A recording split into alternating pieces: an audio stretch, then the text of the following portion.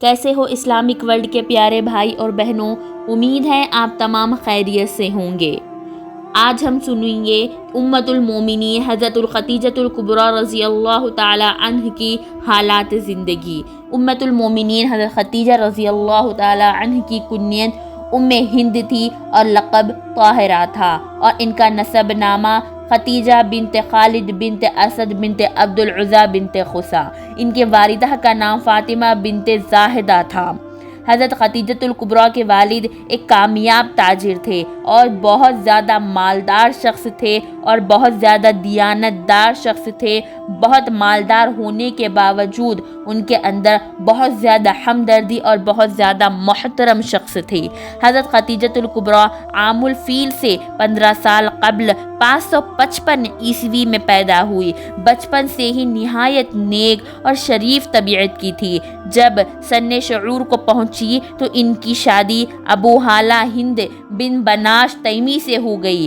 ابو ہالہ سے ان کے 2 لڑکے ہوئے، ایک کا نام ہالہ تھا جو زمانے جاہلیت میں ہی انتقال ہو چکا تھا، دوسرے کا نام ہند تھا۔ بعض روایتوں کے مطابق اس کو شرف صحابیت حاصل ہوئی ہے۔ ابو ہالہ کے انتقال کے بعد حضرت خدیجۃ الکبریٰ کی شادی حضرت عاتق بن عابد مخزومی سے کر دی گئی۔ ان سے بھی ایک لڑکی پیدا ہوئی جس کا نام ہند تھا۔ کچھ عرصے بعد ان کا بھی انتقال ہو گیا اور حضرت خدیجہ کا تیسرا نکاح حضور اکرم صلی اللہ علیہ وسلم سے ہوا۔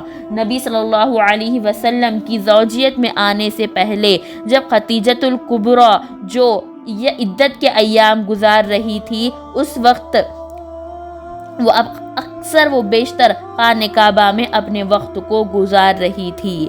ادھر ان کے والد ضعیف ہو چکے تھے اور تجارت بہت زیادہ وسیع ہو چکی تھی، اور خدیجۃ الکبریٰ رضی اللہ تعالی عنہ کے کوئی بھائی کوئی بہن نہیں تھے۔ ان کی والد کی وہ ایک لوتی بیٹی تھی۔ ان کے والد نے سارا کاروبار خدیجۃ الکبریٰ رضی اللہ تعالی عنہ کے سرپرست میں دے دیا، اور کچھ عرصے بعد ان کے والد کا انتقال ہو چکا تھا۔ خدیجۃ الکبریٰ نے تمام کاروبار تجارت کو نہایت اچھے طریقے سے جاری رکھا۔ اس وقت ان کی تجارت ایک طرف شام میں پھیلی ہوئی تھی تو دوسری طرف یمن میں پھیلی ہوئی تھی۔ اس وسیع کاروبار کو پھیلاتے ہوئے حضرت خدیجۃ الکبریٰ کے پاس بہت سارے آدمی تھے جو اس تجارت میں ان کی مدد کرتے تھے۔ یہ وہ زمانہ تھا جب سرکار دو عالم کی پاکیزہ اخلاق ہر گھر میں چرچا کر رہے تھے۔ آپ صلی اللہ علیہ وسلم سارے قوم میں امین کے لقب سے یاد کیے جاتے تھے۔ یہ ناممکن تھا کہ خدیجۃ الکبریٰ کے کانوں تک اس مقدس ہستی کا اوصاف نہ سنائی دے۔ ان کو اپنی تجارت کی نگرانی کے لیے ایسی ہی اوصاف شخصیت کی تلاش تھی۔ انہوں نے حضور کو پیغام بھیج کر کہا کہ آپ میرا سامان تجارت کے لیے شام لے کر جائیے تو دوسرے لوگوں سے میں آپ کو زیادہ معاوضہ دوں گی۔ حضور ان دنوں اپنے چاچا کے سرپرستش میں تھے۔ انہوں نے بھی وقتاً و فوقتاً حضور حضرت خدیجہ رضی اللہ تعالی عنہ کی تجارت کے بارے میں معلوم تھا۔ حضور صلی اللہ علیہ وسلم کو آپ نے خدیجۃ الکبریٰ رضی اللہ عنہ کا پیغام منظور فرما لیا اور تجارت کے لیے چلے گئے، اور خدیجہ رضی اللہ تعالی عنہ نے اپنے ایک غلام میسرہ کو حضور کے ساتھ کر دیا۔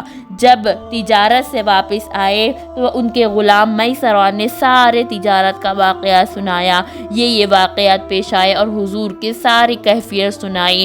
حضرت خدیجہ حضور سے بہت زیادہ متاثر ہوئی اور اپنی ایک سہیلی کے ذریعے حضور صلی اللہ علیہ وسلم کو نکاح کا پیغام بھیجا، اور حضور صلی اللہ علیہ وسلم نے نکاح کا پیغام قبول بھی کر لیا۔ یہاں پر دوسری طرف سرکار دو عالم صلی اللہ علیہ وسلم اپنے چاچا ابو طالب اور دوسرے اکابر خاندان کے ساتھ خدیجۃ الکبریٰ رضی اللہ عنہ کے مکان پر تشریف لائے۔ حضرت ابو طالب نے نکاح کا خطبہ پڑھایا اور 500 درہم مہر طے کی۔ اس وقت حضور کی عمر 25 سال تھی اور حضرت خدیجۃ الکبریٰ رضی اللہ تعالی عنہ کی عمر 40 سال کی تھی۔ نکاح کے بعد حضور اکثر گھر سے باہر رہنے لگے، کئی روز مکے کے پہاڑیوں میں جا کر عبادت میں مشغول رہتے۔ غرض اسی طرح 10 برس کا زمانہ گزر گیا۔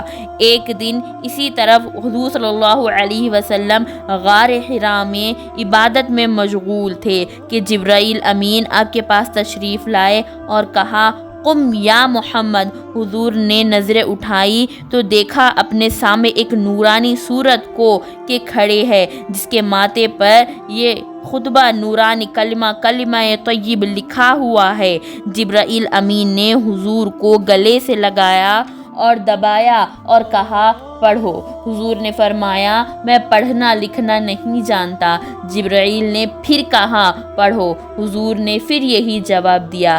تیسری مرتبہ میں جب جبرائیل امین نے کہا تو پڑھ، تو حضور صلی اللہ علیہ وسلم کی زبان مبارک سے یہ کلمات جاری ہوئے، اقرأ بسم ربک الذی خلق، خلق الانسان من علق، اقرأ وربک الاکرم الذی علم بالقلم، علم الانسان ما لم يعلم۔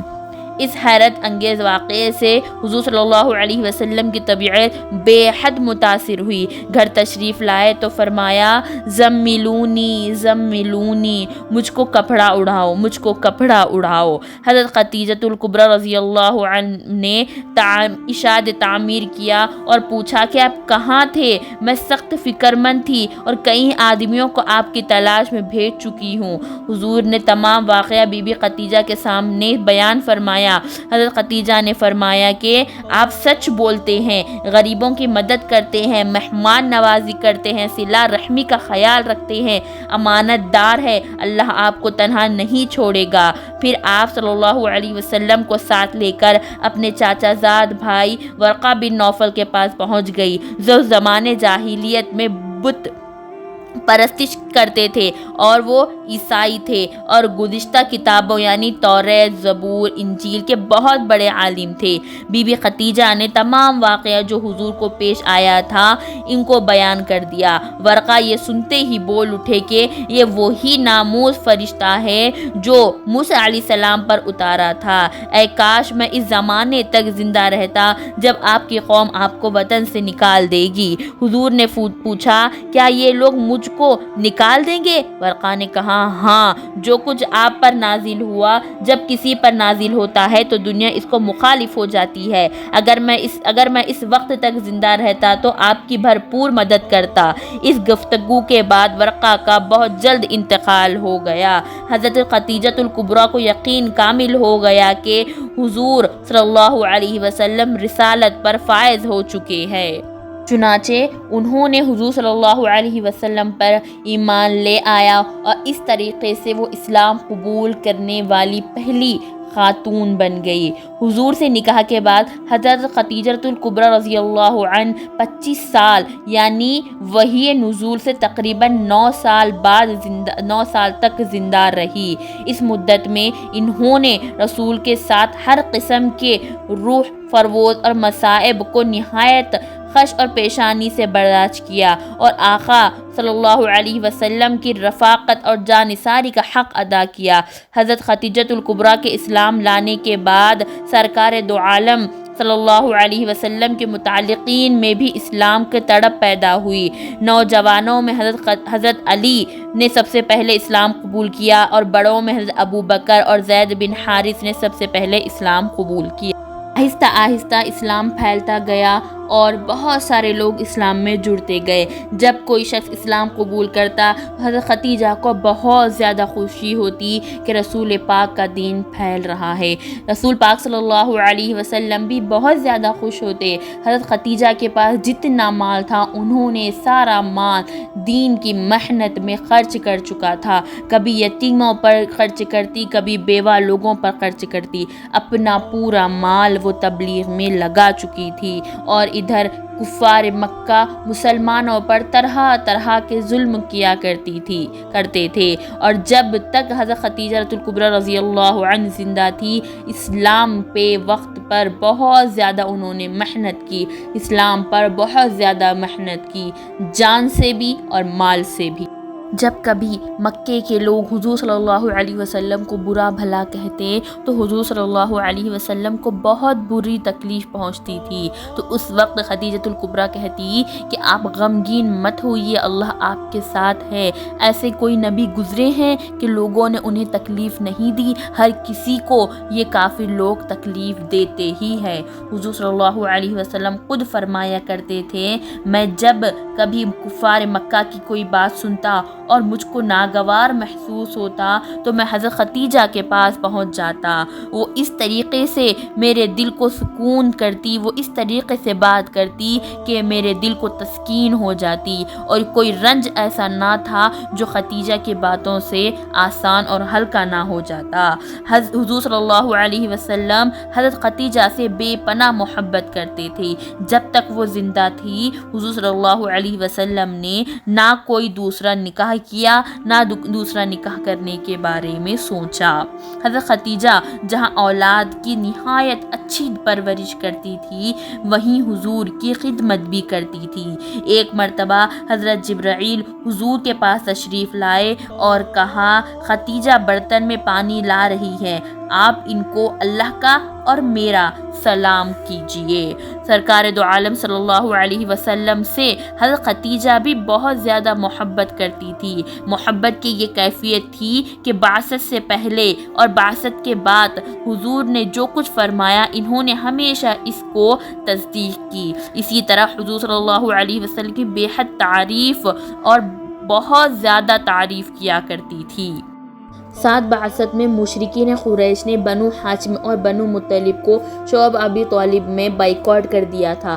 حضرت خدیجہ بھی اس ابتدا میں حضور کے ساتھ تھی، وہ پورے 3 سال تک اس بائیکاٹ میں رہے اور 10 بعثت میں یہ ظالموں نے بائیکاٹ کو ختم کر دیا، لیکن اس کے بعد حضرت خدیجۃ الکبریٰ زیادہ دن زندہ نہ رہی۔ رمضان مبارک میں یا اس سے کچھ دن پہلے ان کی طبیعت ناساز ہو چکی تھی۔ حضور نے بہت سا ان کا علاج کرایا مگر موت کا کوئی علاج نہیں ہوتا۔ 11 رمضان 10 نبوی یعنی 10 رسالت 10 بعثت حضور صلی اللہ علیہ وسلم کو رسالت ملنے کے 10 سال بعد حضرت خدیجۃ الکبریٰ رضی اللہ عنہ کا انتقال ہو گیا اور ان کو قبرستان ہجون میں دفن کر دیا گیا۔ اس وقت حضرت خدیجہ جب ان کی وفات ہوئی اس وقت حضرت خدیجۃ الکبریٰ رضی اللہ عنہ کی عمر 65 برس کی تھی۔ حضرت خدیجۃ الکبریٰ رضی اللہ عنہ کی وفات کا حضور صلی اللہ علیہ وسلم پر بے حد صدمہ پہنچا اور وہ بہت اکیلے رہنے لگے۔ اس کے بعد ان کی نکاح حضرت سودا سے کر دیا گیا۔ حضرت خدیجۃ الکبریٰ کے وفات کے بعد بھی آپ صلی اللہ علیہ وسلم کو ان سے بہت زیادہ محبت تھی۔ جب کوئی قربانی کرتے تو پہلے حضرت خدیجہ کی سہیلیوں کو گوشت بھیجتے اور بعد میں کسی اور کو دیتے۔ حضرت خدیجہ کا کوئی رشتہ دار جب کبھی آپ کے پاس آتا تو آپ ان کی بے حد خاطرداری کرتے۔ حضور صلی اللہ علیہ وسلم جب بھی گھر سے باہر جاتے تو حضرت خدیجہ کی تعریف کرتے، اس کے بعد گھر سے باہر جاتے۔ اسی طرح جب گھر سے تشریف لاتے تو بہت زیادہ ان کا ذکر اور تعریف کرتے۔ حضرت عائشہ صدیقہ رضی اللہ عنہ فرماتی ہیں، ایک دفعہ حسب معمول خدیجۃ الکبریٰ کی تعریف کرنی شروع کر دی۔ مجھے رشک آیا، میں نے کہا، یا رسول اللہ، وہ ایک بوڑھی بیوہ عورت تھی، خدا نے ان کے بعد آپ کو ان سے بہترین بیویاں عنایت فرمائی ہے۔ یہ سن کر حضور کا چہرہ غصے سے زرد ہو گیا اور کہا، خدا کی قسم، مجھے خدیجہ سے اچھی بیوی نہیں ملی۔ وہ ایمان لائی جب سب لوگ کافر تھے، اس نے میری تصدیق کی جب سب نے مجھے جھٹلایا، اس نے اپنا سارا مال مجھ پر قربان کر دیا، جب دوسروں نے مجھے محروم رکھا تو اللہ نے اس کے بدن سے مجھے اولاد دی۔ حضرت عائشہ فرماتی ہیں، میں یہ بات سے بہت ڈر گئی اور اس روز سے عہد کر لیا کہ آئندہ حضور کے سامنے حضرت خدیجۃ الکبریٰ رضی اللہ عنہ کو ایسا ویسا نہیں کہوں گی۔ حضرت خدیجۃ الکبریٰ رضی اللہ تعالیٰ عنہ کے بدن سے اللہ تعالیٰ نے حضور کو 2 لڑکے اور 4 لڑکیاں دی۔ سب سے پہلے قاسم پیدا ہوئے جو کم سنی میں ہی انتقال ہو گیا، پھر زینب رضی اللہ تعالیٰ عنہ، ان کے بعد عبداللہ، وہ بھی کم سنی میں ہی پیدا ہو گئے۔ عبداللہ کا لقب طیب اور طاہر تھا، پھر رقیہ رضی اللہ تعالی عنہ، پھر ام کلثوم رضی اللہ تعالی عنہ، پھر فاطمۃ الزہرا رضی اللہ تعالی عنہ۔